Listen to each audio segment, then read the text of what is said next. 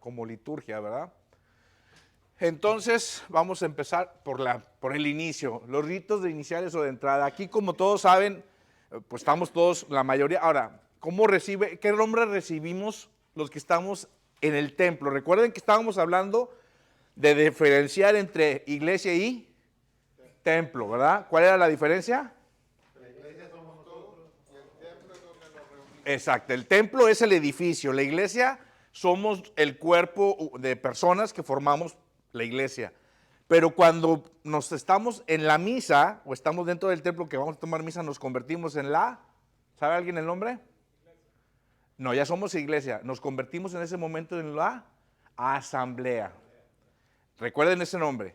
Al momento que está ahí, somos parte de una asamblea y va a haber un celebrante, que es el ministerio, el párroco, el presbítero, el sacerdote, como le quieran llamar, pero son las dos partes que forman, ahora sí que están dentro de la liturgia de la misa per se. Hay un celebrante y ya vemos los asambleados o asambleístas o los que formamos parte de la asamblea. Entonces, cuando estamos sentados en el templo, la asamblea, y empieza a entrar el padre es cuando da inicio la misa. Y entonces el padre hace un saludo inicial, que generalmente nos disponemos para celebrar el misterio cantando con alegría. Todo esto, no voy a entrar a detalle de todo, pero lo que la idea es que vayan ustedes identificando, porque pues todos hemos ido a misa, a veces lo hacemos repetitivo y no estamos tomando conciencia en qué parte de la misa estamos. La idea es esa, saber ubicar en qué parte estamos mientras está desarrollando la misa y tomar en cuenta si es rito de iniciación, si ya estamos en la parte de la liturgia de la palabra o de la liturgia de la Eucaristía, o sea, ya estamos por salir, ¿verdad? Entonces, esto es lo que venimos a revisar hoy. Los ritos iniciales o de entrada empiezan con el acto penitencial. ¿Qué es el acto penitencial? Pues es cuando pedimos humildemente perdón al Señor por todas nuestras fallas, y es cuando decimos: confieso ante Dios Todopoderoso que he pecado mucho de pensamiento, palabra, obra, por omisión, por mi culpa. Ese es el acto penitencial. Estamos empezando, ¿qué tenemos que reconocer? Que hemos pecado. Imagínate, es como cuando vas a llegar a algún lugar y decirle: bueno, vengo aquí porque necesito y me reconozco pecador, ¿sí? Vengo a tener un encuentro con Cristo, pero ante todo tengo que reconocer que soy pecador. Entonces, el inicio de uno de los ritos de iniciación es el acto penitencial. Para posteriormente, ya que me reconozco pecador, hacemos el canto de gloria. Es decir, le damos gloria a Dios, ante el Dios creador, el Dios poderoso, porque nos está dando la oportunidad de estar en misa, ¿verdad? Ahorita platicábamos en la entrada de un apostolado que están haciendo nuestros compañeros en la penitenciarías, y a veces no nos cae el 20 hasta que vamos ahí y decimos: nosotros podemos ir a misa todos los días si queremos, y a veces no vamos. Y ellos que quisieran estar ahí, que no pueden ir, que están esperando con ansias a que llegue un siguiente viernes o un sábado para que alguien les pueda llevar la Eucaristía. Imagínense, a veces no tomamos el valor que tiene. Entonces, ya que estamos ahí sentados y que tenemos la capacidad de estar en asamblea para tomar los santos sacramentos o alguno de los sacramentos, hay que darle gloria, ¿no? Entonces alabamos a Dios reconociendo su santidad al mismo tiempo que nuestra necesidad de Él. En Adviento y en Cuaresma no se canta el gloria. Ahorita vamos a ver qué es Adviento, qué es Cuaresma, todo eso yo creo que ya lo recordamos, lo tenemos, pero son parte de los tiempos ordinarios, no ordinarios, cuando entra cada quien. Los reconocemos también por cómo se visten los celebrantes, pero bueno, entonces ahí está la gloria. Posteriormente empieza una oración colecta, la oración que el sacerdote en nombre de toda la asamblea hace al Padre. En ella recoge todas las intenciones de la comunidad. Es importante. Cuando tú vas, acuérdate que Cristo dijo: pidan y se les dará. Entonces, si tú estás teniendo, ahora sí que vas a ver al patrón, es como si estuvieras en tu chamba y te dijeran: oye, pues el patrón no baja siempre, ya tienes chance de tener una junta con él, pues obviamente le vas a pedir: oye, el aumento de sueldo, o alguna cosa, ¿no? O la promoción de puesto. Es cuando tienes la oportunidad de tener esa petición. Pues aquí es igual. Es cuando el sacerdote, el celebrante, toma las peticiones de todos nosotros y las va a elevar al Señor. Hace una oración colecta y las va a elevar. Ahorita, de una vez, Cuando estábamos revisando el material con otros compañeros, yo les decía que muchos de nosotros aprendemos por imitación. A veces no te explican qué estás haciendo y tú nomás ves que uno se para, pues yo me paro, me siento, me paro, me hinco. Hasta que vas entendiendo, ya cuando va uno creciendo y que te lo van explicando, vas entendiendo muchas cosas. Pero, por ejemplo, yo veo que toda la mayoría de nosotros hacemos esta cuando estamos haciendo ¿qué? ¿La oración de quién? Del Padre Nuestro, ¿verdad? ¿Y sabían que nosotros no lo debemos de hacer? La oración debería ser así. ¿Por qué hacemos esto? Por imitación. Porque el sacerdote es el que va a elevar la oración. Él sí extiende los brazos. Todo tiene una simbología. O sea, no voy a poder entrar a todos los detalles, pero la oración que hace el sacerdote del Padre Nuestro está elevando también la oración hacia él. Por eso extiende sus brazos en oración de como que la estoy empujando, ¿verdad? La estoy ayudando a elevar. Nosotros como, ahora sí que por las famosas neuronas espejo, vemos que lo hace el Padre, pues yo también lo hago. No está mal, la gente, si lo siguen haciendo, no hay problema. Pero el canon original dice, el único que puede elevar la oración es el celebrante, ¿sí? Entonces, es interesante entender por qué hacemos esto, quién lo está haciendo, qué está tratando de llevar a cabo. ¿Hasta aquí alguna pregunta de las tres partes de la oración de los ritos de entrada? Gracias. Sigue llegando la gente. Pásenle, siéntense y sigan comiendo. Están ricas las quesadillas, ¿eh? Ahora se lucieron la cocina estuvo buena hoy. Es que ya se habían quejado mucho de la pizza. Síganle para que... Bueno, ahora vamos a ver, en cuanto acaba la oración colecta, ahora sí damos inicio a la segunda parte, que es liturgia de la palabra. Como su nombre lo dice, ¿a qué vamos a misa? Vamos a escuchar la palabra de Dios. Y la palabra de Dios, como decía el compañero, no nada más es el Evangelio, o sea, viene desde el inicio, que era Génesis, que es el primer libro de la Biblia, hasta Apocalipsis. Buena pregunta, ¿cuánto tendría yo que ir a misa para escuchar toda la Biblia completa? Sí estudiaron, yo no me la van a saber. Si nosotros vamos por 3 años, todos los días, en 3 años leímos o escuchamos la Biblia entera. Ese dato es un dato matón. Yo ahí lo traía bajo la manga, pero ya alguien tomó aquí clases antes que yo. Imagínense, o sea, si tú no quieres, dices, es que a mí me da flojera leer la Biblia, yo no la entiendo ni quiero, bla, bla, bla. Pero si tú vas todos los días a misa por 3 años, en 3 años le das la vuelta completa. Escuchas desde el Génesis hasta el Apocalipsis, pasando por todo. Entonces, es interesante entender que después del acto penitencial, gloria, oración colecta, ¿verdad? Aquí es donde está la liturgia de la palabra. Esto ya lo había puesto, ¿verdad? Entonces, ok. Después empezamos con la primera lectura.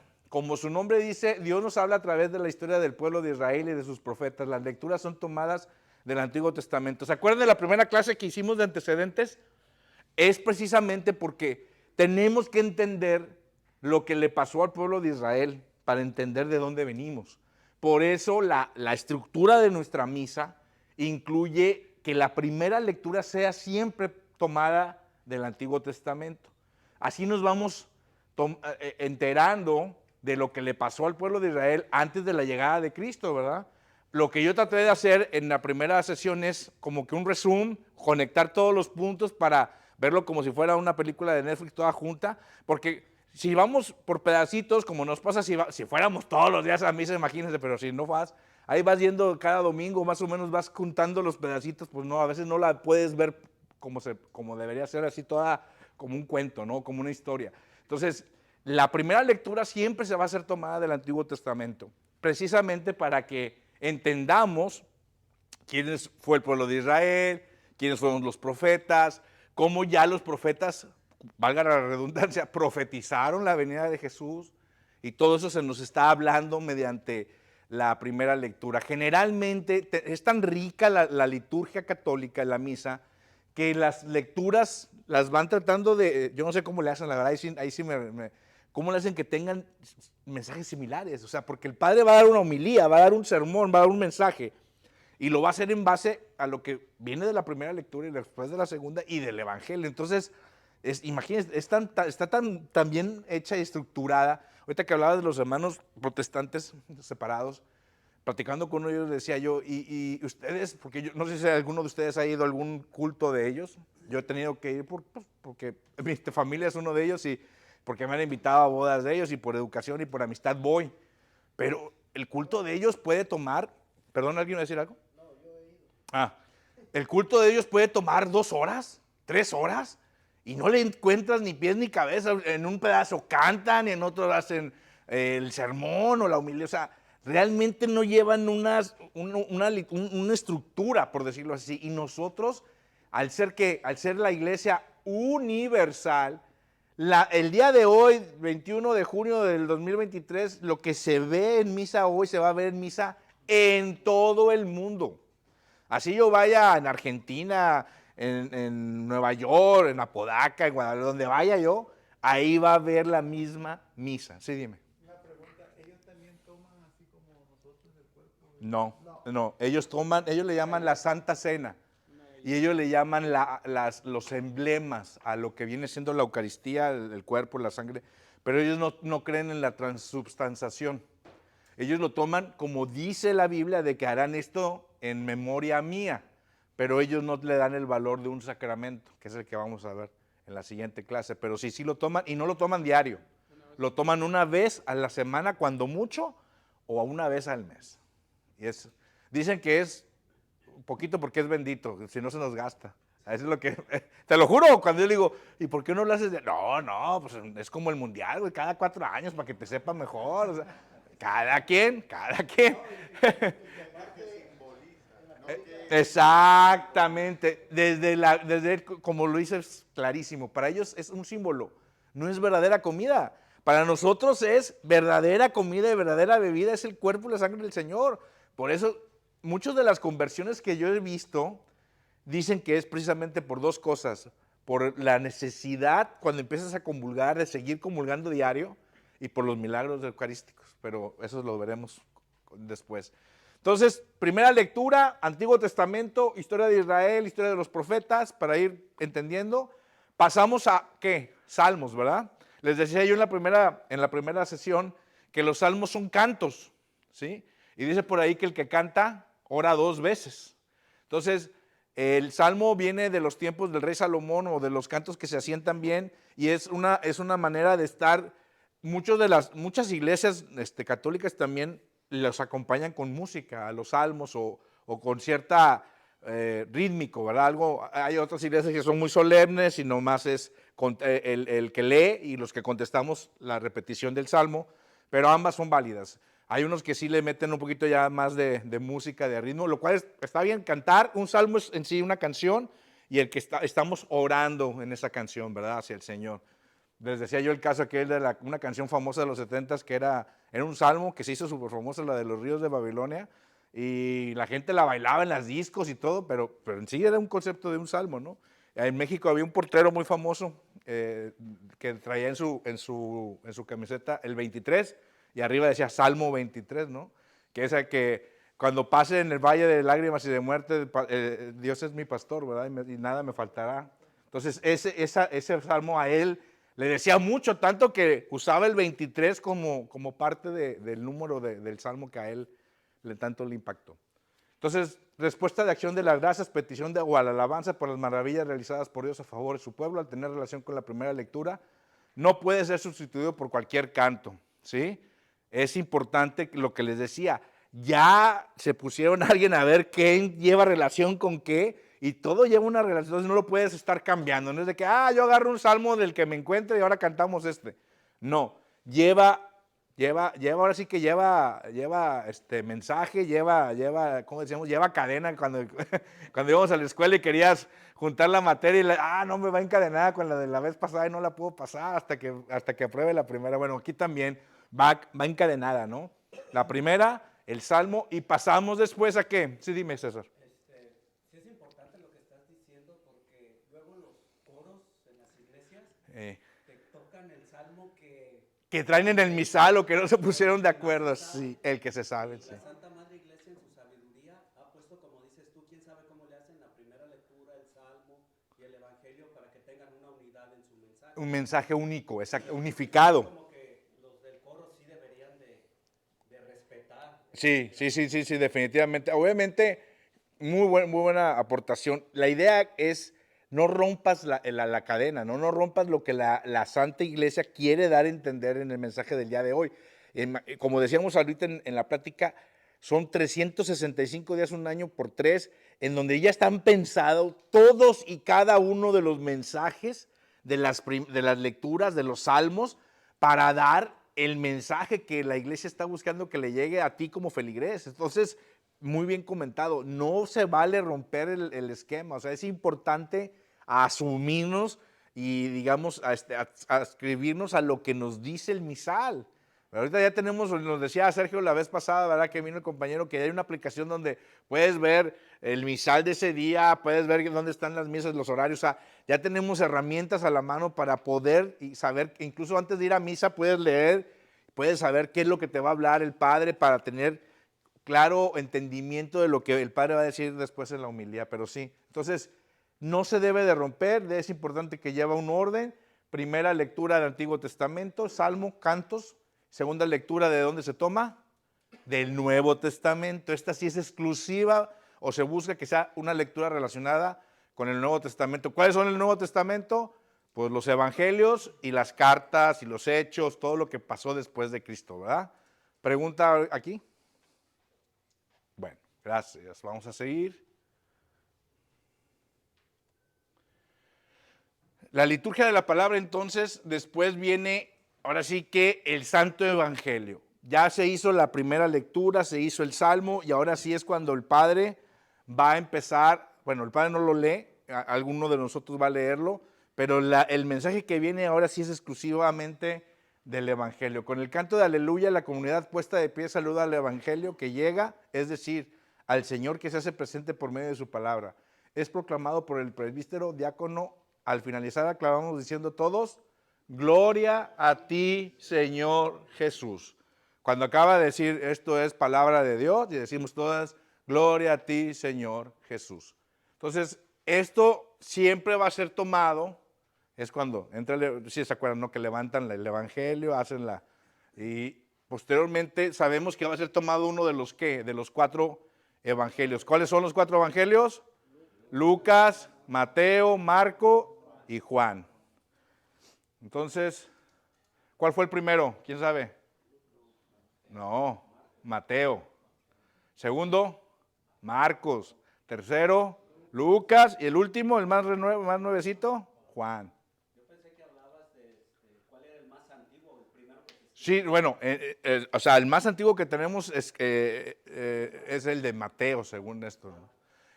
Bueno, lo revisamos, porque Mateo fue el único que aparece en los 2 idiomas, en hebreo y en griego, porque de ahí se tomaron los hermanos protestantes también para sacar algunos evangelios que ellos llamaban apócrifos, que porque no estaban escritos en hebreo o en arameo, pero lo revisamos si es Mateo o Marcos. Según yo era Mateo, Marcos, Lucas y Juan.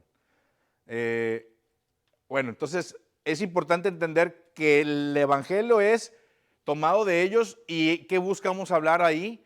El sacerdote o la misa está exclusivamente tomando una vivencia de Cristo. O sea, nosotros somos cristocentristas, nosotros venimos a escuchar lo que Cristo vino a decirnos y lo único que tenemos como evidencia de ese mensaje son los evangelios. Digo, están las cartas de los apóstoles y todo es mensaje, todo es lectura inspirada, pero ahora sí que la carnita donde realmente hablamos y aprendimos de todo lo que dijo Cristo son los evangelios. Por eso es la parte, una de las partes súper interesantes e importantes.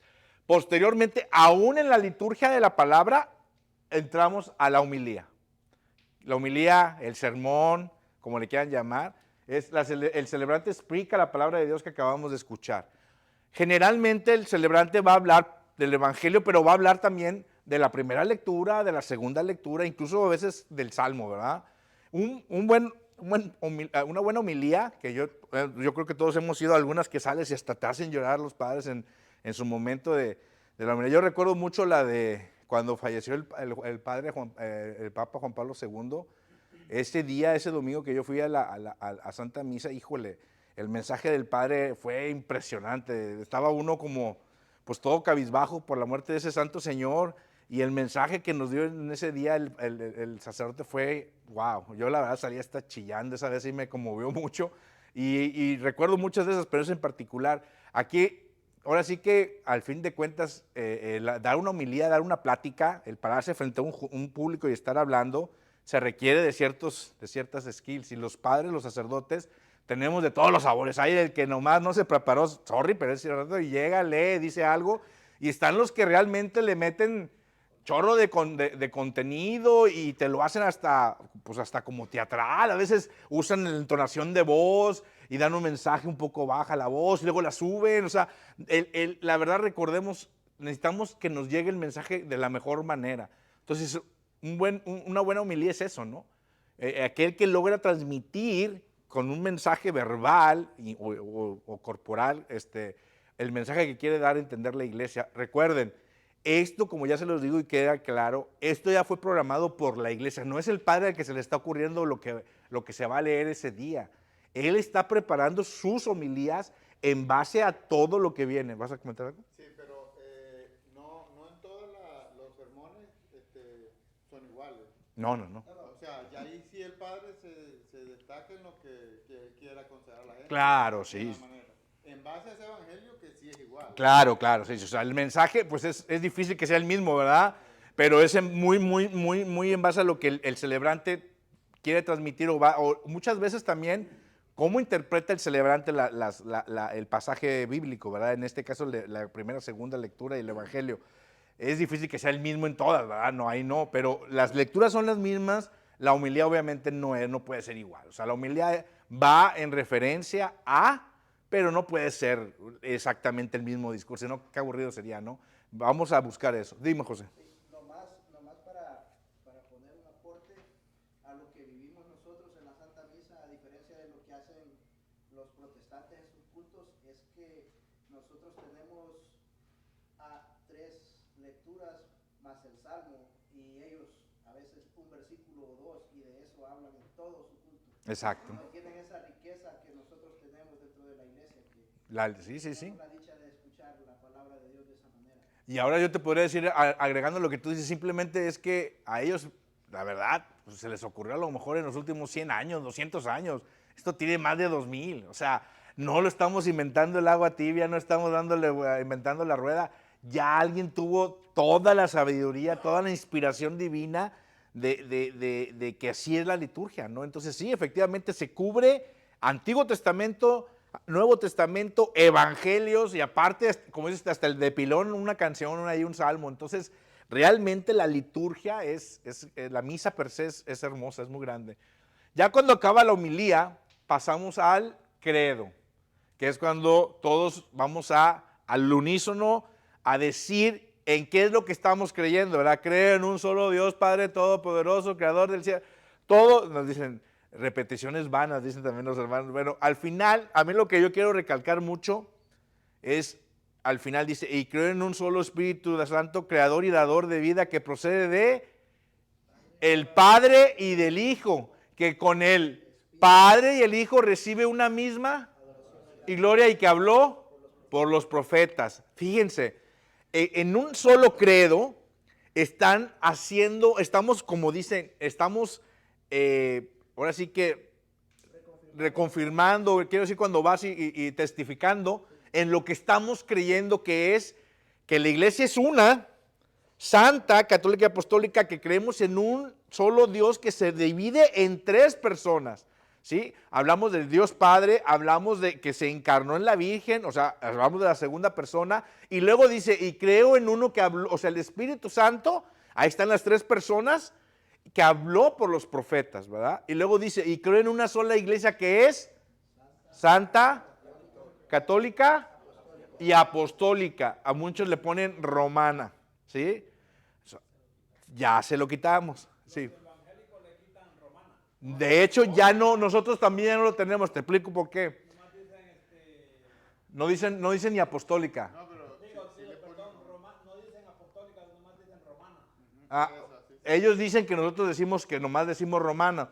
El canon romano, que es el que se rigió por muchos años, sí se decía Santa, Católica, Apostólica y Romana. Ya después del Concilio Vaticano, el rito romano ya no se instituyó.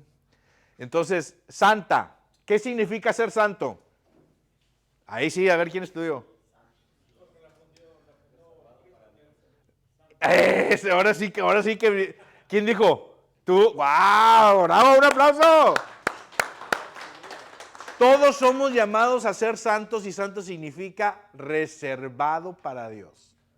Muchas veces ni por aquí pensamos que santos son los que están en los altares o el que se aventaba en las luchas el santo. No, no, santo es, la palabra significa yo estoy reservado, escogido de la humanidad para mi Dios, para Dios Cristo, ¿verdad? Entonces nosotros, como ya lo vamos a ver en la siguiente reunión, cuando nos bautizamos, pasamos a formar parte de la iglesia. Por eso es una iglesia, un solo cuerpo de Cristo, todos somos como unas gotitas del mar que es la iglesia, ¿no? Somos parte de un todo.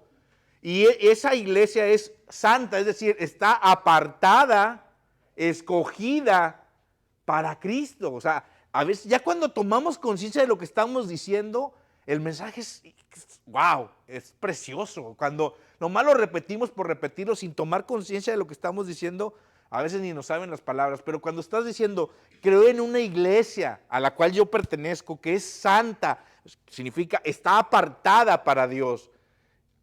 Santa, católica, ya sabemos qué es.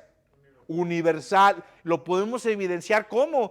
Pues el rito es el mismo. En cualquier pueblo que te pares, en cualquier templo que vayas, somos la iglesia universal. Significa que tenemos una unificación, una universalidad.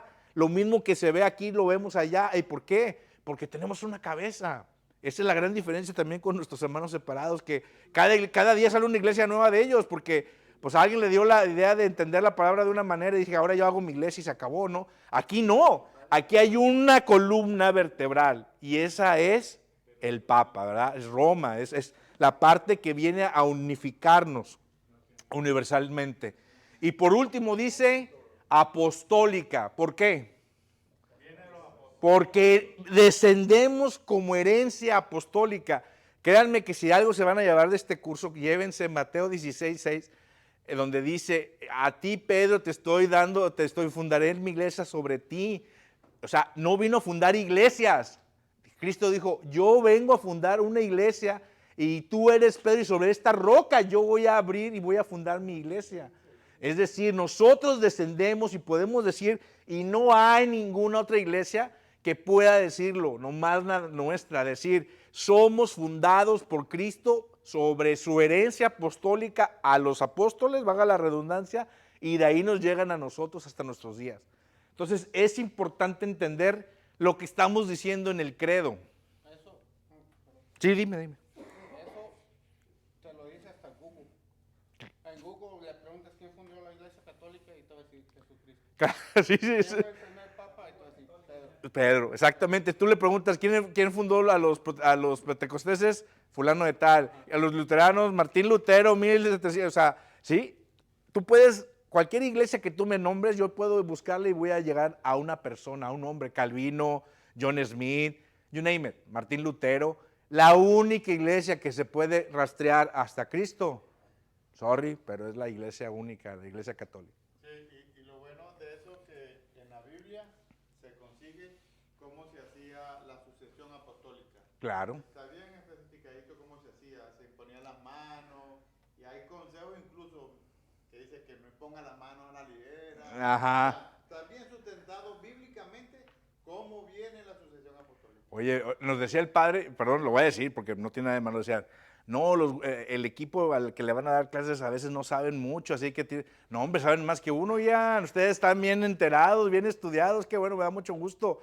Nos vamos a detallar en la parte de la apologética, por qué nos critican o nos cuestionan mucho el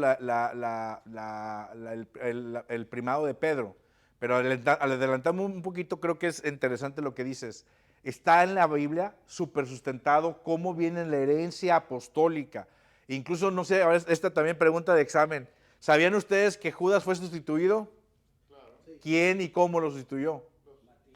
Matías fue el sucesor, y ¿quién fue el que sustituyó? El que hizo el primer, digamos ahora sí, con Los apóstoles y Pedro fue Pedro fue el que dijo, hermanos, necesitamos, éramos 12 y necesitamos seguir siendo 12, así que pues Judas se nos ahorcó, bueno, hay que buscar, y hace su primer, lo vamos a ver en la escritura, cómo él hace en ese momento con su autoridad el dejar a Matías como el siguiente apóstol. César. Hablando del credo de los protestantes, una vez me hicieron una pregunta, bueno, me dijeron, ¿en qué creíamos los católicos? Entonces, pues nuestra profesión de fe Es el credo. es el credo. Y dice, bueno, pero ustedes creen que en la Eucaristía está el cuerpo, la sangre, el alma y la divinidad de Jesucristo. ¿Por qué no está en su credo? Oh.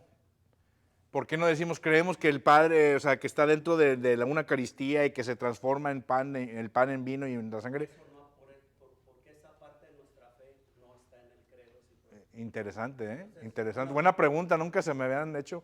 Una pregunta difícil, pero la respuesta un poquito es porque el credo que nosotros rezamos fue constituido en el concilio de Nicea. De Nicea en el Ya 325, nos sí. decías tú la clase pasada que el concilio es donde todo el mundo habla para ponerse de acuerdo A conciliar. en algo. Y cuando se hizo ese credo, entonces todo lo que pusieron ahí es lo que llegamos a acuerdos. Creemos en un solo Dios y todo eso. Para ese tiempo, toda la iglesia creía en la transustanciación. Exacto. En el cuerpo y la sangre de Cristo. No creyeron necesario tenerlo que Y no incluir. era algo para discutirse. Exactamente. Qué interesante. Sí. Entonces Nicea fue en el 325, sí. 325.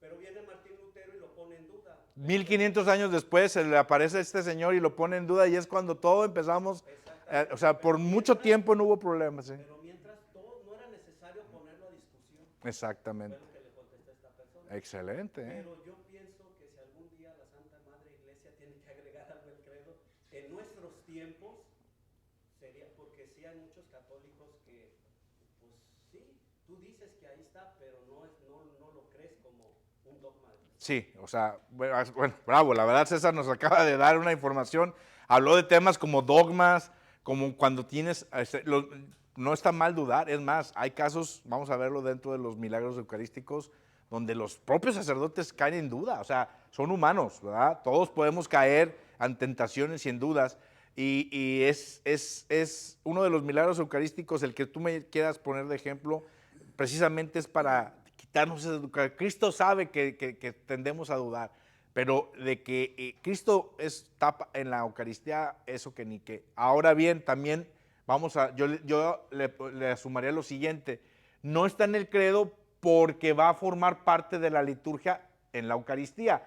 O sea, a lo mejor, como tú decías, no lo habían nadie puesto en duda, por eso no lo incluyeron, pero pues dentro de la misa, de la liturgia completa, tenemos la Eucaristía, que es más posterior del credo. ¿Alguien más iba a comentar algo? Yo no quiero aportar algo, lo que él dice es cierto, porque yo escucho al padre Pedro Núñez y hoy en la mañana le hicieron esa pregunta que estamos hablando sobre el tema del cuerpo de Cristo, y el padre se lo contestó igual como el hermano dijo. O sea que, Sí. Es que a lo mejor en su momento, como decíamos, bueno, no nomás ha habido uno. O sea, si me pongo a leer la lista de concilios, no acabo. O sea, yo creo acordarme de algunos y en los años, pero ha habido muchos concilios que, como su nombre es para ponernos de acuerdo, para conciliar. Había movimientos en la iglesia primitiva, cuando, recordemos cómo sería la iglesia, andaban los apóstoles en las diferentes ciudades, en las diferentes regiones, y iban y fundaban congregaciones, ¿verdad? Que de esas congregaciones posteriormente se formaban la iglesia.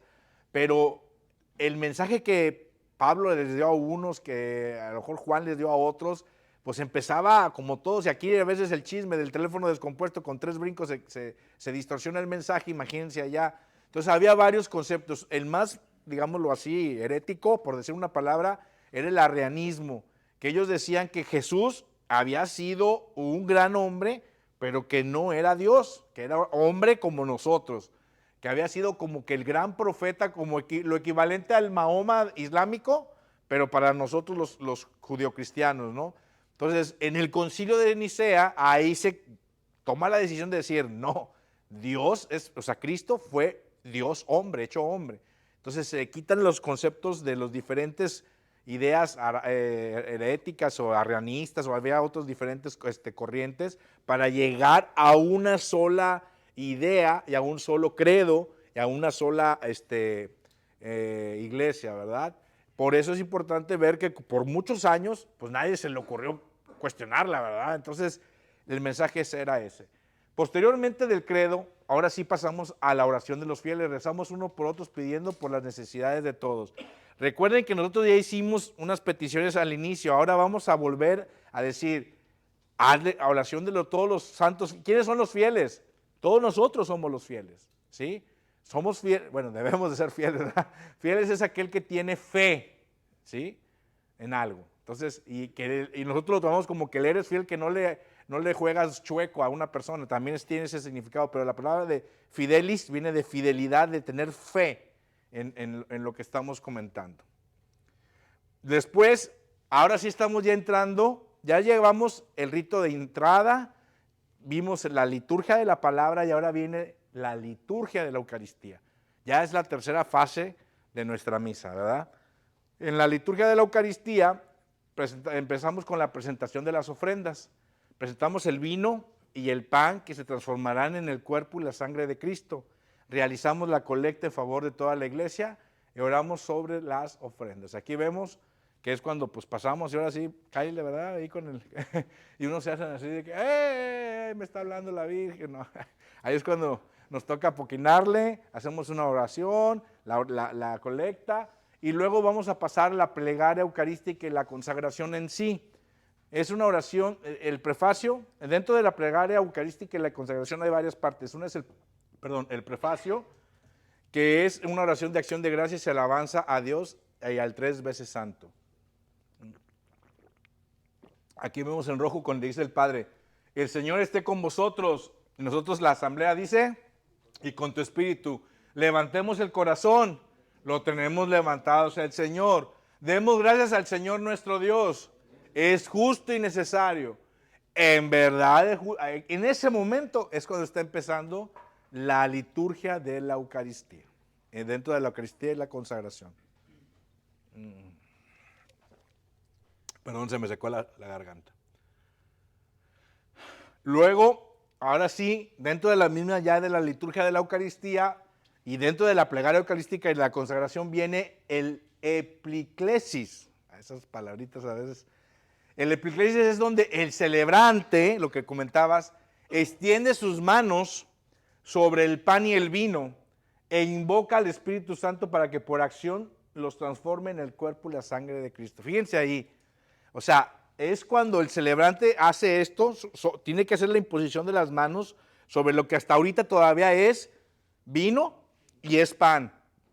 Pero por acción de esa acción de poner sus manos, de imposición de manos, más la oración que el celebrante lleva a cabo, está pidiendo que el Espíritu Santo lleve a cabo el milagro de la transubstanciación, que es decir, convertir ese pan en carne del Señor y ese vino en la sangre, ¿verdad? Eso es lo que todos creemos. Para nosotros eso es, como decías tú, dogma. Dogma es algo que es como es, se tiene que creer y no andes cuestionando. Se oye un poco a lo arbitrario, sí, pero así es. O sea, no tenemos nosotros en nuestra capacidad humana, intelectual, de entender el porqué de los dogmas, pero ahí están, créenlo. Entonces, como decimos y vamos a ver, hay muchas evidencias de que esto no es vacío. Entonces, aquí es donde se levanta y dice, por esto pedimos que santifiques estos dones con la efusión de tu Espíritu, de manera que sean para nosotros el cuerpo y la sangre de Jesucristo nuestro Señor. En ese momento es cuando se está llevando a cabo el milagro de la Eucaristía. Esto es importantísimo. ¿Quién lo puede llevar a cabo? Solamente un sacerdote, solamente alguien que ya fue ordenado y que la orden sacerdotal es parte de uno de los, ¿qué?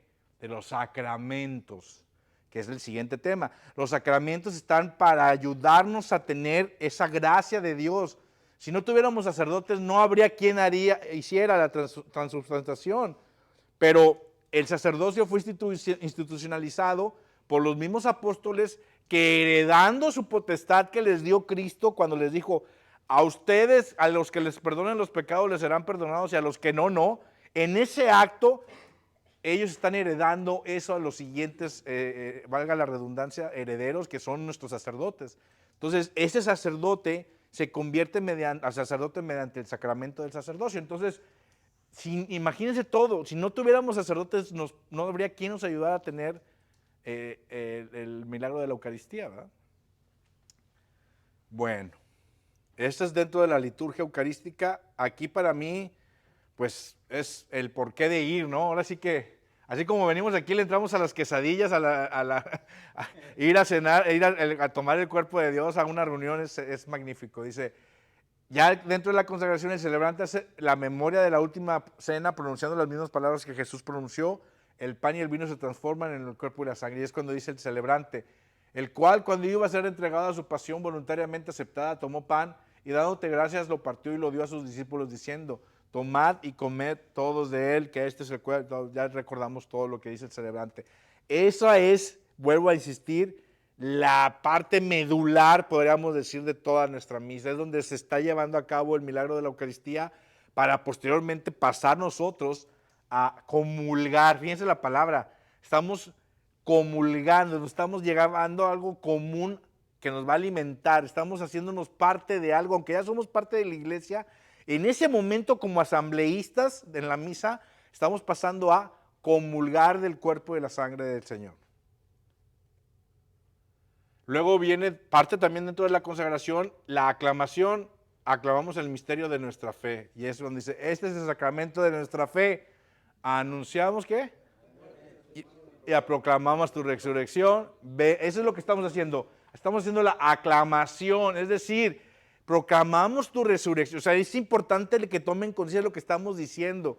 Estamos creyendo fervientemente y estamos diciéndole al mundo entero que Jesús no murió, Jesús resucitó. O sea, eso también es algo que nadie más lo ha hecho. Solamente Cristo ha tenido el poder de vencer a la muerte con su cuerpo. O sea, no nada más vino o resucitó en espíritu, no. Levantó de la tumba el cuerpo, aquel cuerpo que golpearon y que mortificaron, y él, tanto su cuerpo como su espíritu, volvieron a la vida para enseñarnos que él no murió, vino a vencer al pecado, vino a vencer a la muerte. Entonces nosotros es claro que dentro de nuestra misa, de nuestro rito, de nuestra liturgia, digamos, proclamamos tu muerte y proclamamos tu resurrección. Anunciamos tu muerte y proclamamos tu resurrección. O sea, lo estamos celebrando, lo estamos gritando, lo estamos, en verdad, me decía uno de los, volviendo al tema de los hermanos separados, o sea, ustedes, yo veo que toman a veces con poca seriedad su misa. Nosotros a veces acá estamos, lo que pasa es que tú y él decía, es que nosotros estamos recordando la muerte del Señor. Ahí está la diferencia. Nosotros recordamos la muerte y la resurrección del Señor y la cantamos y estamos contentos porque Cristo sí murió por nosotros, pero no se quedó en la cruz, no se quedó en la tumba. Cristo resucitó y lo estamos viendo resucitado en la Eucaristía y lo decimos. A veces no tomamos cuenta de lo que estamos diciendo, pero lo decimos, aclamamos porque anunciamos que muriste, pero que también resucitaste. Esto, sin perder huella, es parte de la liturgia de la Eucaristía. Siguiendo con la parte de la liturgia de la Eucaristía, luego viene la parte de la intersección. Ofrecemos este sacrificio de Jesús en comunión con toda la iglesia, pedimos por el Papa, por los obispos, por los difuntos y todos nosotros. Ahorita les decía yo, les hablaba de lo que hacemos por repetición. Se me olvidó decirlo en el momento en que venía el Evangelio, pero cuando va a leerse el Evangelio, ¿qué hacemos? ¿Qué hacemos? Nos decimos en el nombre del Padre, del Hijo, del Espíritu Santo. Hacemos 3 cruces, ¿en dónde las hacemos? Frente, boca, corazón. ¿Por qué? ¿Sabían que no teníamos que hacerlo? Se puede, lo estamos haciendo por imitación, ya lo permite la iglesia, pero en el canon original, esos 3 solamente eran para el celebrante. Significa, dame entendimiento de mente, entendimiento de al hablar, porque voy a dar un sermón, una homilía, y en el corazón. Está pidiendo que sea bendecido su mente, su boca y su alma, su corazón, para darnos el mensaje. Nosotros, vuelvo a lo mismo, por repetición lo hacemos, pero en el canon original no está pensado que nosotros como asamblea lo hagamos. No vaya a decir, ya no lo voy a hacer, me dijo aquel que no dice, no, lo pueden hacer, no pasa nada, pero quiero que entiendan, la idea que entiendan es por qué se hace y para qué. Obviamente vuelvo al mismo, cuando el sacerdote lo hace enfrente de todos, pues lo hacemos. Me decía mi abuelita, porque en el Concilio Vaticano I, el sacerdote no daba la cara al público, siempre era hacia el sagrario, ¿verdad? Hacia el altar. Entonces, él hacía esto allá y nadie lo hacíamos, o bueno, lo hacía la gente. Se empezó a hacer con el concilio, cuando ya el padre empieza a dar la cara enfrente y empieza a hacer todo esto, empezamos a repetirlo como borreguitos a veces, y lo mismo te digo, pasaba con el Padre Nuestro. Es cuando todos el agarrarnos es bueno, porque estamos formando parte de la asamblea, pero muchos nos ponemos así, bueno, síganlo haciendo, no pasa nada. Solamente quiero que entiendan que el que está levantando la oración hacia Dios solamente es parte del celebrante. Preparándonos para comulgar, rezamos el Padre como Jesús mismo nos enseñó. Posteriormente, el saludo de la paz es signo de fraternidad hecho por toda la asamblea. Esto es bien interesante. No solamente estamos haciendo la oración que Cristo nos enseñó. Al final de nuestra oración nos estamos poniendo en paz. Recordemos que cuando llegamos a la misa nos reconocimos pecadores ante Dios. Y aquí estamos limando posibles asperezas que pueda tener con mi vecino, ¿verdad? Con mi hermano en la banca que está ahí conmigo en la asamblea, que a lo mejor cuando son los pueblos muy pequeños se topan en misa y, este me debe lana. Y no, bueno, ahí le da la mano y cállese. O sea, usted tiene que entender que ese acto que estamos ahí es para estar como parte de una sola unión, una sola iglesia. Entonces, nos damos la paz entre nosotros. Recuerden, dijo Cristo, yo les vengo a dar un mandamiento más. Después de los 10 que ya le habían dado a Moisés, les doy uno más, que sean, amen a su prójimo como ustedes mismos. O sea, el acto de paz, yo no lo he visto en otro lado. Es en verdad muy hermoso, porque puedes en ese momento darle la paz a aquel que a lo mejor hasta estás enojado. En ese momento realmente, si estás en comunión con Cristo, le vas a dar esa paz de corazón. Posteriormente ya pasamos a la parte misma, que es el tomar la hostia, que ya es el cuerpo y la sangre del Cristo. En el momento en que la celebración llega a su objetivo final, que es el signo de amor y la caridad, los que comemos un mismo pan formamos un solo cuerpo. Volvemos a lo mismo, estamos comulgando, nos estamos volviendo parte de una sola iglesia, un cuerpo, un solo cuerpo, que es el cuerpo de Cristo. Entonces, es importante entender qué está pasando en esa comunión. No nada más es ya, aquí, bueno, siempre es importante, si puedes comulgar, hacerlo. ¿Cuándo no puedo comulgar? A ver, cuando tengo pecados mortales y no me he confesado. Aquí mucha gente dice, híjole, es que ya me eché una mentirita. Bueno, pecados mortales, una mentirita a lo mejor no lo llega a hacer. Ustedes tomen su conciencia, pero si no te lo prohíbe nada, por favor, trata de formar parte de la comunión. No te alejes. O sea, decía por ahí, lo vamos a ver más adelante, incluso la gente que está en lo que podría caer en pecados mortales, muy específico lo vemos más adelante en los sacramentos, también de la Eucaristía, de los que, por ejemplo, se divorciaron y que se vuelven a casar bajo el esquema de la iglesia, pues estás viviendo en adulterio. Entonces tú decía, puedes comulgar, si no con el cuerpo y la sangre, en espíritu. Entonces, la idea es que comulguemos con todos nuestros compañeros que somos parte de la iglesia. Dime, José. Solo añadir algo. Sí. Y no sé si yo estoy mal o lo estoy haciendo bien, pero a mí me enseñaron que el rito de la paz tiene que ser algo espontáneo en la misa, porque ya en ese momento el cuerpo y la sangre de Cristo está expuesto para todos nosotros y tenemos que verlo con respeto.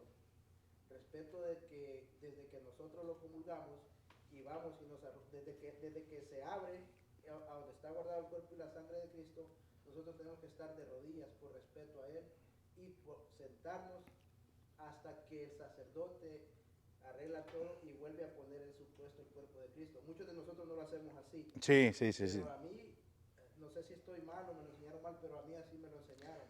A mí en la parte del colegio me explicaban exactamente lo mismo, me decían, mucha gente, sobre todo aquí en Estados Unidos lo volví a ver, la gente se vuelve a arrodillar después de que ya se hizo la transubstanciación y que se guardó.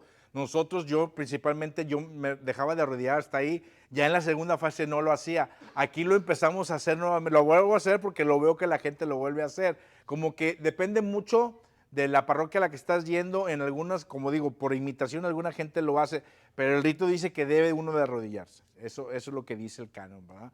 Hay algunas veces que los sacerdotes no hacen mucho hincapié, porque como digo, después del Concilio Vaticano II, en algunos casos se dejó de hacer.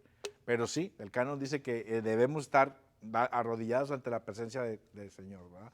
Y luego pues ya vas a pasar a tomar la comunión. ¿Qué pasa cuando tomas la comunión? Te vuelves a regresar y estás en un momento de introspección con el Señor, que acabas de recibir su cuerpo, ¿verdad? Si puedes hacerlo y tienes dónde, y si no, pues si lo quieres, arrodíllate también, porque estás en ese momento en el que, antes de que ya se acabe la celebración, estás en comunión perfecta con Cristo, ¿verdad? Entonces, ese es el momento de la comunión. Luego, ahora sí estamos ya llegando a la parte final de nuestra celebración, de la misa, y a este se le conoce como los ritos de conclusión o de salida. Aquí es donde entra la parte de los avisos. No es parte del rito, pero es donde se utiliza para decir que vengan a manos a la obra, que también se dan las amonestaciones de que alguien se quiere casar. A ver, oye, fulanito, sutanita se anda queriendo casar, a ver si se puede casar, no se casó en otro pueblo y luego acá. O sea, ese pedacito de avisos parroquiales son importantes, tan importantes que ya están considerados parte también de los ritos de salida. ¿Por qué? Porque es cuando realmente, recordemos, hay veces que nada más en misa es cuando se juntaba la mayoría de la gente. Entonces aquí es donde ya los tengo todos juntos, ahora sí, páguenme. No, ahora sí les aviso, ¿verdad? Lo que necesitamos hacer. Entonces la parte de los avisos es importante. Y por último viene saludos, la bendición final, y importante, el Padre deja una misión. A veces no ponemos atención o no nos gusta escucharla, pero el Padre dice una misión. La misión es que te vas a ir como con tarea para que al menos en una semana trates de vivir bajo la misión que el Padre nos va diciendo, ¿verdad? Entonces, el celebrante le desea a todos que el Señor esté con todos y cada uno. La misa culmina en una misión que es extender la presencia de Jesús en el mundo. La comunidad, inclinando la cabeza, recibe la bendición, ¿sí? Entonces, ahí es cuando dice, ahora sí, podemos ir en paz, la misa terminada, y da la última bendición. Decía mi abuelita, te tienes que quedar a la última bendición, si no, no contó misa. Pues sí, no, hay unos que ya nomás dan la paz y hasta no voy a comulgar, ya me voy. Pues cero, no te contó, güey, ¿para qué fuiste? O sea, sí, o sea, tienes que tomar la bendición, todo tiene un inicio, todo tiene un fin, nada de que ando con prisas y que ya va a empezar la novela, va a jugar el partido, la selección, no, o sea, espérate a que acabe con la bendición, o sea, el rito cierra con la bendición del Señor Padre, del sacerdote, y si te sales antes, pues, sorry, pero sorry. Despedida y salida, al celebrante besa el altar y se procede a la salida, y es cuando muchos, yo me incluyo, a veces yo me salgo ya antes, no, hay que esperar a que el sacerdote salga del templo y voltearnos, darle su espacio, que él se retire, y ya que se retiró, entonces ahora sí, nos vamos para donde quieran, para dónde están los tacos o quién va a pagar los tacos. Entonces, ya ahí estamos dando por concluido toda la misa. ¿Alguna pregunta? Nomás, Saúl, Sí. agregar algo, y esto es algo que, pues, si pueden, yo les aconsejaría que vean a predicador cubano, se llama Fran Morera. Él explica todo el rito eucarístico y es algo que está muy enganchado a la cena pascual judía. La Eucaristía de nosotros es algo parecido. Es una continuación de lo que vivieron los judíos cuando la Pascua, exacto. Inclusive el rito de Pascua de ellos es similar a la Matan un cordero pascual y toman la sangre y la ponen en el puerto. Todo eso exactamente es un seguimiento del sacrificio que para el pueblo judío fue su liberación mediante el cordero pascual. Y efectivamente, qué bueno que haces esa observación, es el rito judío tuvo digamos, una actualización con el sacrificio de Cristo. Y algo muy interesante, fíjate, el otro día estaba preparando el material para estas presentaciones y decía algo que yo nunca había caído en cuenta, decía la ley mosaica, o sea, la ley que seguía el pueblo de Israel, decía que el único, recuerden que hablamos de eso, que el único que podía un día al año, que es Yom Kippur, que podía entrar el sumo sacerdote a hacer la expiación por todos nosotros. Si ustedes entendemos que fue Caifás, que era el sumo sacerdote en tiempos de Jesús, del Sanedrín, él fue el que llevó a Jesús y lo entregó. O sea, hasta en eso se cumplió que se tenía que haber puesto por el sumo sacerdote el que había puesto al Cordero de Dios para el pecado de todos. O sea, Dios no dijo sus leyes nomás por decirlas, Él mismo las cumple. O sea, Él mismo, no lo había yo también recapitulado hasta que dices, wow, o sea, ya cuando haces esa observación y juntas los... Claro, Él era el Cordero, estaba haciendo la similitud de lo que pedía en el Antiguo Testamento de que el sumo sacerdote va a entrar al tabernáculo y va a ser el único que puede entregar al Cordero que va a celebrar. Bueno, es igual aquí. El que lo terminó entregando era Caifás y él era en su momento, por eso decía Jesús, yo no vengo a romper la ley, yo vengo a cumplirle como judío la cumplió al cabo y el único que la cumplió. Y es que muchas veces los hermanos separados nos atacan por ahí, que ¿por qué no cumplimos la ley? Pues nosotros no la cumplimos porque no somos judíos. Y ellos dicen, Jesús la cumplió, sí, pero él era judío. Pero con la alianza, la alianza de Cristo rompe la antigua alianza. Eso es algo que también ellos también cumplen, ellos también lo entienden así cuando les conviene entenderlo. Pero sí, o sea, la alianza que se hizo en el monte, en el monte Sinaí, con los mandamientos, con el pueblo de Israel, que la hizo Yahvé con Moisés, esa alianza vamos a decirla, se detiene y la nueva alianza es la que se hace en base al sacrificio de Cristo en la cruz. Eso se explica muy bien en la Biblia. Claro, queda entendido. La antigua alianza, La antigua alianza y la esposa, todo eso viene ahí, está clarito. Entonces, sí es importante, repite el nombre de la persona que decías, de que viene. se llama Fran Morena. Morera. Y ponga rito eucarístico. Es una prédica, está como en 4 horas, son 2 sesiones. Wow. Pero es algo que ahí se van a dar cuenta que hasta la vestimenta que lleva el sacerdote y los utensilios que están sobre el altar tienen similitud a todo lo que está en la mesa pascual De los judíos, de hecho la oblea es el mismo pan sin levadura que comían ellos, las hierbas amargas, que todo tiene digamos que un paralelismo, porque no es más que la continuidad de ese mismo culto, como que ahora sí que es el nuevo update que mandó Cristo, que mandó Dios, la nueva versión. Ahora, antes de acabar, vamos a entender algo de lo que mencionabas ahorita, la vestimenta de nuestros celebrantes, de nuestros sacerdotes. Hay algo que se llama el año litúrgico, que es decir, que durante el año vamos a tomar varias partes, varias secciones y varias celebraciones, empezando por lo que conocemos como el tiempo de Adviento. Son 4 semanas antes de la venida de Jesús, del nacimiento. Ahora bien, hay que entender algo. Celebramos el 25 de diciembre como la fecha de natividad, pero no, históricamente eso no sucedió así. La iglesia institucionalizó el 25 de diciembre porque recordemos algo, el imperio romano era el que regía, era el que, como quien dice, el que rifaba, ¿no? Y ellos tenían ya institucionalizada una fiesta que eran las Saturnalias y se celebraban el 25 de diciembre. Como se le preguntó en los concilios de Nicea y en los varios concilios, Constantino le decía a los apóstoles, a los obispos, oigan, ¿alguien de ustedes sabe cuándo nació Cristo para ponerlo? No, nadie sabe, realmente no tenemos la fecha segura. Por entonces dijimos, ¿sabes qué? Vamos a usar el 25 de diciembre, que es una fecha pagana, por decirlo así, para hacer más fácil la transición y la conversión de la gente. Pero si lo basamos en el calendario lunar, que es el que se utilizó, creo que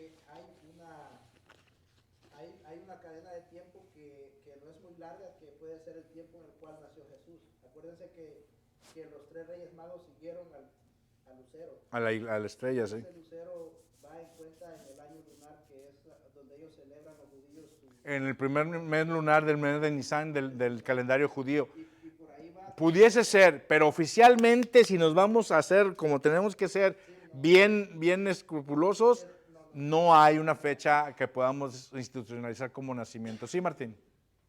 No hay una fecha, estoy de acuerdo contigo. Lo que se están guiando o la manera como históricamente se están guiando es en base a la muerte de Herodes. Porque fue Herodes el que cuando se enteró que iba a venir el profeta fue cuando mandó a matar a todos los niños. Entonces, obviamente se está usando eso como un punto de partida cuando falleció Herodes en esos años. Entonces, supuestamente pues no puede ser que haya nacido Jesús en diciembre si Herodes más o menos que en tiempos actuales pues murió Herodes más o menos como en mayo, en junio. Por eso están diciendo que ese es más o menos generalmente por ahí pudo haber nacido, pero no hay una fecha exacta.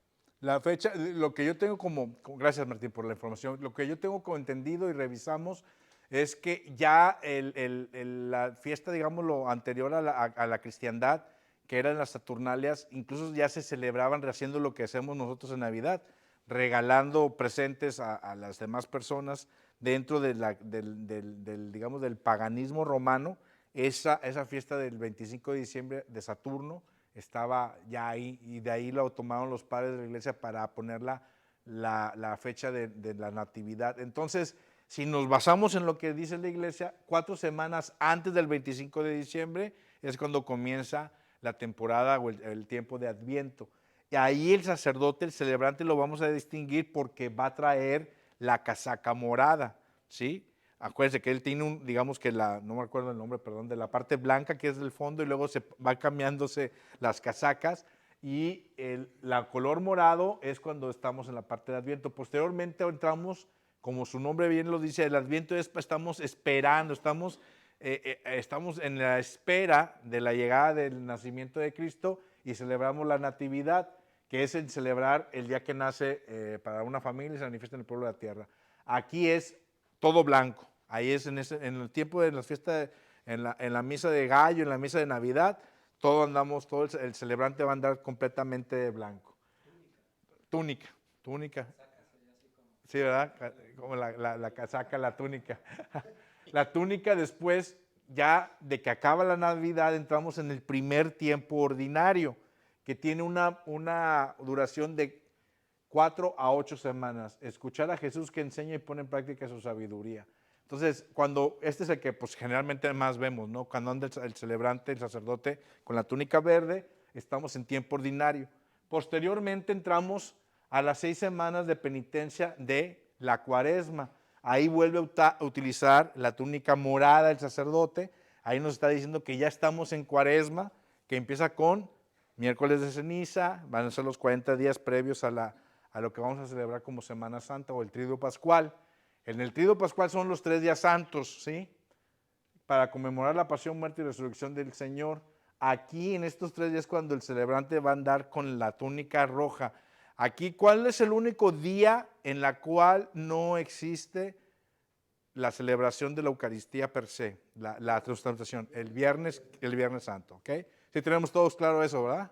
Es el único día al año en que, como estamos en recordación o en memoria de que Jesús está en su sacrificio, ese día no hay.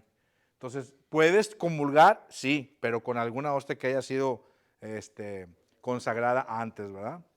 Entonces, sí se pueden acercar a los templos a comulgar ese día, pero no va a haber celebración de eucarística. Entonces, son los 3, el Triduo Pascual. Posteriormente, la Pascua, que son los 50 días posteriores del Viernes Santo, de cuando estamos celebrando la muerte y resurrección del Señor. Nuevamente el sacerdote aquí vuelve a estar de blanco durante estos 50 días. Y esa celebración de 50 días termina con la fiesta de Pentecostés, que es cuando celebramos la asunción del Señor al cielo, la ascensión, perdón, y la bajada del Espíritu Santo hacia hacia los apóstoles. Y en ese día de Pentecostés, ese día se vuelve a utilizar la túnica roja, nada más eso. Entonces en total son 4 días en el año, los 3 más el día de Pentecostés, para posteriormente, ya después de la Pascua, que se acabó con Pentecostés, regresamos al segundo tiempo ordinario, que es otra vez la túnica verde, y con eso tenemos ahora sí todo el año litúrgico. Entonces los colores que vayan, o sea, hasta eso, visual, les decía, nuestra Santa Iglesia nos ayuda mucho, no hay gente que entendamos algo, hay gente que no sabe leer, entonces, que no sabe más que con la vista, ¿verdad? Poder cosas así. ¿Me decías algo? El nombre de la túnica se llama la casulla. Pero gracias. ¿Katsuya? Casulla. Interesante. Perdón ahí por no tener la palabra, pero casulla va cambiando de morado, blanco, verde, morado, rojo, blanco, verde. Pentecostés. También se usa el blanco en el Corpus Christi. ¿También se usa en esos días la celebración? La celebración del Corpus Christi es blanco. Acaba de pasar ese Corpus Christi, ¿verdad? Sí. No sabía. Pues aquí no me lo pareció, fíjate, pero te lo voy a creer, sí. Entonces también, pero no está dentro de los 50 días de Pascua, no, ¿verdad? Ya fue después de Pentecostés, ¿verdad? Durante el tiempo ordinario hay diferentes fiestas y entre ellas está la de Corpus Christi. ¿Y cambian los colores también? Interesante. Bueno, buen punto. A ver si puedo poner alguna filmina más al respecto. Cuando recuerden, este material lo van a tener disponible ahí en Google. Hay un día, creo que es el tercer domingo de Adviento, que usan rosado. Wow. Por las velas. También las velas tienen color, ¿es cierto? Sí. Ok, voy a terminar de completar eso, porque buen punto. La verdad no estaba yo enterado de todo eso, pero es interesante llevarnos las notas para completar el material. Recuerden, este material lo van a tener a su disposición. Es importante porque, pues sí nos ha costado mucho empezarlo a hacer, lo vamos a complementar, pero la idea es que sea para ustedes. O sea, obviamente después nosotros buscamos que este esfuerzo de este tipo de apostolado se siga replicando, pero este tipo de material es importante hacer ese tipo de comentarios y anotaciones para que a los siguientes grupos se les comparte igual. Sí, dime. Pequeñito, es que me ha pasado que muchas veces confunden al final al sacerdote y al diácono. Entonces, la forma de diferenciarlos en el traje es que la casulla no tiene mangas, es abierta. Y una de los diáconos se llama dalmatia, y esa sí tiene mangas. Wow. Esa es la manera de diferenciar un diácono de un sacerdote. Oh. La casulla y la estola, creo también. Sí. Lleva la estola, el sacerdote lleva la estola. Y la del sacerdote no tiene mangas, es abierta. Y la del diácono sí tiene mangas. Pero va hasta la mitad del antebrazo, ¿verdad? Más o menos. Y obviamente yo también veía que la estola, pero la estola a veces es la misma, ¿no? ¿O no? El diácono no puede usar. No lleva estola, ¿verdad? No. ¿Cuál es que la estola? La ¿Cuál es la estola? usa diferente. La que usan así como la que usa el Santo Padre, que es como, El diácono la usa cruzada. como cruzada y el Padre la lleva en las dos, sobre los hombros, sí. ¿No tiene otro nombre la estola? No, yo la conozco como estola también. Si tiene algún otro nombre que alguien sepa. Estola. Bueno, pues acabamos por el día de hoy. El siguiente tema va a ser sacramentos, ¿sí? Entonces, por favor, no nos falten. Les agradecemos bastante que sigan viniendo. Ya estamos en la 4ª sesión la próxima vez. Y la buena va a ser la última. Créeme que todavía no acabo ni del material. Yo les estoy comentando que para el último va a estar tan interesante que a lo mejor no va a dar para 2 horas. Así que vénganse con preparados para que duren más. No me digas eso, no hombre, te vas a perder lo bueno. Dígame. Aquí el señor Martín nos está haciendo el favor de traer estos libritos, están en inglés, pero habla precisamente de la Eucaristía. Dice, "This is my body, a call to Eucharistic revival." Yo sé que, pues no sé si todos leemos inglés, pero los que no, pues llévenselo como quieran, no falta ahí que lo tengan, siempre es material. Los hijos de seguro... Úselos como una estrategia para que los hijos que Sí, que ya saben más inglés que nosotros. pero español, pero muy pronto va a salir en español. Para el futuro se los damos. En español. Dale, dale. Bueno, déjame ver si nos sobra. ¿Cuántos hay? ¿Sí? Ah, ok. No, para quedarme yo con uno, porque si no. Sí. ¿Eh? Es buenísimo, ¿verdad? ¿Y tú ya has visto material de él? Sí, yo sigo muchos. No sé si quieren. Hay un podcast que es la Biblia en un año. Ajá. Y ese es de Friar Mike Smith. Mike Smith. Mike Smith. Y Ahí ponlo en el grupo. O sea, todo esto que, por ejemplo, si ustedes me están comentando aquí, yo se los agradezco todo, pero también compártanlo en el grupo. Por ejemplo, la persona cubana que mencionabas, él me está dando de otro material, de otro sacerdote, de un podcast. Usen el grupo para eso. Yo también, nosotros vamos a ir tomando nota de ahí para ir formando todo el material, ahora sí que digital, para tenerlos todos en un solo punto. Pero todo lo que ustedes nos puedan ayudar, que ustedes están viendo y que vean que es un material interesante y que vale la pena revisarse, por favor, compártanlo con todos. Para eso es el grupo, ¿verdad? No nada más es para estarles mandando mensajes y mensajes. También por ahí alguien ya había compartido lo que ustedes están haciendo como sus oficios, sus trabajos, para que la gente esté enterada. Sigan, vamos a seguir esa iniciativa. Es importante, digo, mucho del éxito, decían por ahí, de los hermanos judíos, es que entre ellos, si hay un mecánico, bueno, yo llevo mi carro con el que es de mi mismo grupo, y si hay uno que vende seguros, bueno, pues yo le compro seguro. Ayudémonos entre nosotros mismos, ¿verdad? Si yo estoy formando parte de lo que digo que es un grupo de la iglesia, y pues de ir a comprarle las llantas a alguien más, pues se las compra el uno que está aquí, ¿no? Y así viceversa. Entonces, ayúdenos con eso, compartan el material que crean conveniente, y de ahí nos servimos todos. ¿Alguien iba a comentar algo? ¿Ya se hizo eso de los oficios? No, todavía no. Yo vi que alguien puso una cosa, pero nada más fue ese comentario. No, yo quiero revivir la actividad. No nada más para eso, también aquí, como ejemplo, Álvaro y José nos están compartiendo muchos materiales por leer y escuchar, pues pónganlo ahí. Sí. Ándenles, ya salieron con doggy bag, vámonos. Para la perra, hombre, de mañana. Muchas gracias.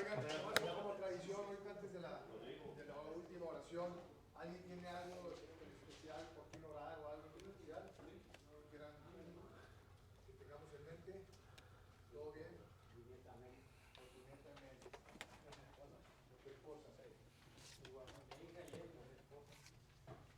Por nosotros. Muy bien, hacemos en el nombre del Padre, del Hijo y del Espíritu Santo. Señor, te damos gracias por todos tus beneficios, a ti que vives y reinas por los siglos de los siglos. Amén. Cristo Rey nuestro, Madre Iglesia. Ruega por nosotros. No falten. Gracias por venir y llévense la cena.